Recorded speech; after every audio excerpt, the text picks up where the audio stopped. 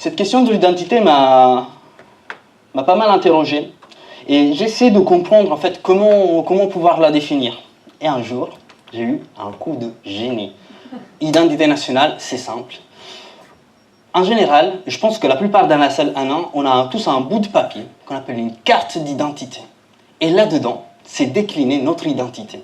Je dis, c'est résolu, c'est facile. Je vous propose ce soir de la lire ensemble, pour voir un peu ce qu'il y a dedans. J'ai amené la mienne. Alors, elle est là. Est-ce que tout le monde, surtout ceux du fond, est-ce que vous arrivez à lire? Faites un effort, je dois penser à tout. Bon. J'ai un autre format. Ça va mieux? Ouais. Alors, ça c'est une carte d'identité italienne.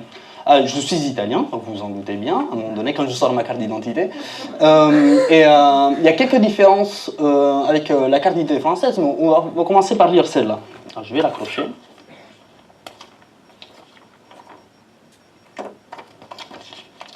Alors, déjà, sur la première page, c'est marqué République italienne, le logo de l'État, la mairie où le document a été délivré, carte d'identité, le numéro, le nom du porteur, c'est-à-dire moi-même.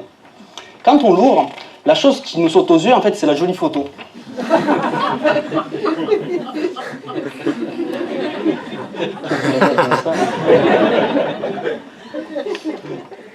C'est vrai, l'original est meilleur.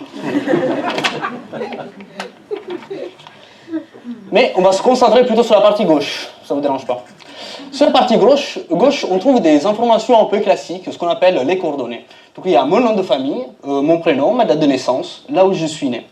Et puis, on trouve une petite ligne où c'est marqué nationalité, 3 petits points, italienne. C'est important ces 3 petits points, parce que les 3 petits points indiquent que cette carte d'identité peut être délivrée à des personnes qui n'ont pas la nationalité italienne. C'est-à-dire qu'un étranger, sous certaines conditions, en Italie, a droit à une carte d'identité.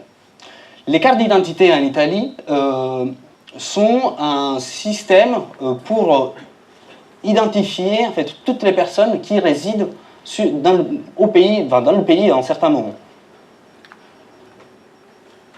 Puis il y a mon domicile, à savoir, le domicile c'est une chose qui me fait rigoler parce que cette carte a été établie le 2 janvier 2007, ça va faire bientôt 10 ans, et en 10 ans j'ai changé à peu près une dizaine de domiciles différents. Alors à quel moment un domicile peut me caractériser, du moment que j'en change tous les ans en moyenne? Je pense que c'est plutôt des vestiges, hein, parce que c'était l'époque, quand les cartes d'identité ont été établies, on était dans les années 20-30, du coup sous Mussolini en Italie. C'était plutôt, le domicile était plutôt fixe, plutôt stable, hein, on ne bougeait pas énormément, on n'avait pas cette bougeotte qu'on a aujourd'hui, surtout les jeunes. On trouve la situation maritale, il y a plein de petits traits, parce que depuis très longtemps, en fait, elle est vraiment optionnelle, elle est plus obligatoire dans les cartes d'identité, et du coup, en fait, on se pose même plus la question. Et puis, on a la profession. La profession. Vous vous souvenez de ce machin? C'est quand on avait un métier. Enfin, on l'exerçait après, pendant longtemps, parfois une vie. Par exemple, plombier, c'est un métier. Menuisier, c'est un métier. Je ne sais pas, maçon, c'est un métier. Dentiste, c'est un métier. Moi, je suis chargé de développement local. J'essaie de l'expliquer à mon père.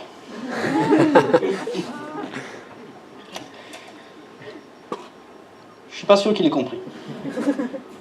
Moi non plus d'ailleurs, hein. C'est-à-dire que j'ai pas encore bien compris quel local je dois développer.